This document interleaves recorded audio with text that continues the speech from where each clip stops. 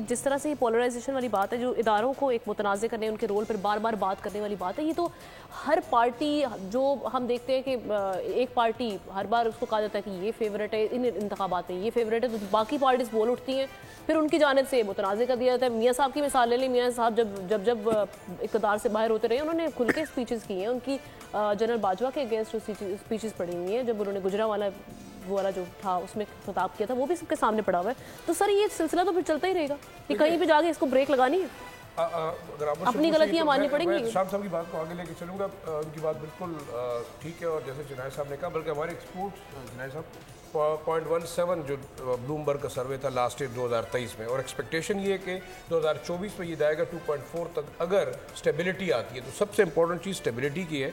शाम साहब ने जो बात की कि ये आज़ाद जीत रहे, देखिए अभी तक मेरे ख्याल में हमने किसी तरफ से ओपिनिएटेड होने की भी कोशिश नहीं की, और किसी ने अभी तक एतराज़ भी नहीं किया कि शायद इलेक्शन हो गया। और एक बड़ी अच्छी चीज़ बताऊं, अवामी नेशनल पार्टी इस वक्त एक सीट नहीं जीत सकी, और उनके जो वाइस प्रेसिडेंट है उन्होंने बाकायदा एडमिट किया कि हम जो है हैदर होती साहब, और शायद वो इकलौते ANP के कैंडिडेट थे जो कि जीत के पिछले साल गए थे, इस दफ़ा उन्होंने एडमिट किया। अब देखिए मैं KP की बात ज़रूर करूँगा, इसके बाद मैं लॉ एंड ऑर्डर पर थोड़ी बात करना चाहूँगा। देखिए वहाँ आपके पास पोजीशन बड़ी क्लियर होगी कि आया जो आज़ाद उम्मीदवार है वो जिस पार्टी से एफिलिएटेड है या बिल्कुल ओपन आज़ाद है, वो 77 के करीब चले गए। और बड़ी अजीब सी बात इस वही है कि तमाम पार्टीज जितनी है लोकल या नेशनल, वो विप आउट हुई हैं, चाहे पीपल्स पार्टी है, चाहे JUIF है, चाहे वो जमात इस्लामी है, चाहे वो PMLN है, सब ने अपनी पोजीशन लूज की है एज कम्पेयर टू 2018 के इलेक्शन। एक फैक्टर आप इसको जो भी कहें। दूसरा लाइन ऑर्डर की जो बात चिनाई साहब ने की, देखें इस वक्त वाकई आपके हॉस्टाइल जो फोर्सेज हैं आपके ईस्टर्न बॉर्डर को डिस्टेबलाइज कर रहे हैं,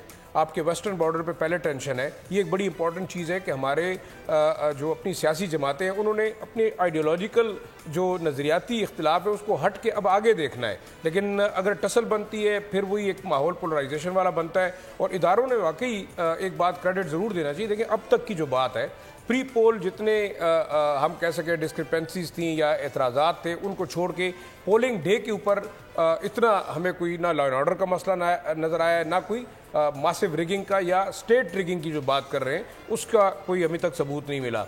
दूसरा बिल्कुल ROs के हवाले से शिकायत है, जो KP के अंदर ये बाकी जमातों ने सीटें जीती हैं, 8 ऐसी सीटें जिसके ऊपर बाकायदा वो अदालत चले गए कि इसके अंदर हमारे साथ जो है वो ज्यादती की गई है। अब अदालत का फैसला है फॉर्म 45, 47। लेकिन एक जो आखिरी बात मैं करना चाहूँगा वो यही है कि सोसाइटी के अंदर पॉलिटिकल कल्चर जो प्रमोट कर रहे हैं, मेरे ख्याल में ये बड़ा इंपॉर्टेंट है। डेमोक्रेटिक फोर्सेस को ये चाहिए कि वो अपनी जिम्मेदारी पूरी करें, क्योंकि जिस पार्टी को भी अवाम ने मैंडेट दिया है, अब ये उनका हक नहीं बनता कि वो किसी इदारे को ब्लैकमेल करे या उसको टारगेट करे। क्योंकि मेरे ख्याल में एक बात आखिरी ये है कि एस्टेब्लिशमेंट एक हकीकत है, वो दुनिया के अंदर भी है, पाकिस्तान के अंदर भी है। पाकिस्तान की कोई सियासी जमात ऐसी नहीं है जो पाकिस्तानी एस्टेब्लिशमेंट के बगैर या पाकिस्तान के अंदर मुक़्तदर हलकों के बगैर हुकूमत बना सकती है या रन कर सकती है। और वजह अगर आप इसको नज़रिया ज़रूरत के तहत चलाएं या जिस तरीके से भी, लेकिन पीपल्स पार्टी, PMLN, PTI, तीनों बड़ी पार्टीज़ और साथ साथ जो छोटी पार्टीज़ है वो शायद इस बात को डिनाई नहीं करेंगी कि हमेशा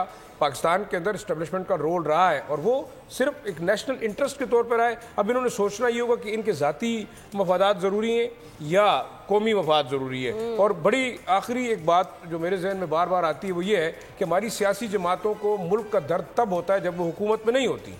आप वो पीपल्स पार्टी थी या वो PTI थी या वो PMLN थी, तो क्या ये बादशाहत है?